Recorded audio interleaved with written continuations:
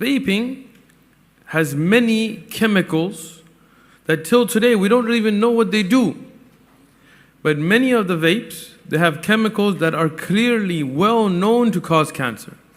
Some of them have nicotine to levels higher than cigarettes. Some of them have other chemicals that are more harmful, and they're less regulated and are more addicting than cigarettes. So this is not a way to find a halal way to smoke. This is going from one haram to another haram. Smoking cigarettes haram and vaping is haram. It's not makruh. It's not just a waste of money and it smells bad. It kills you.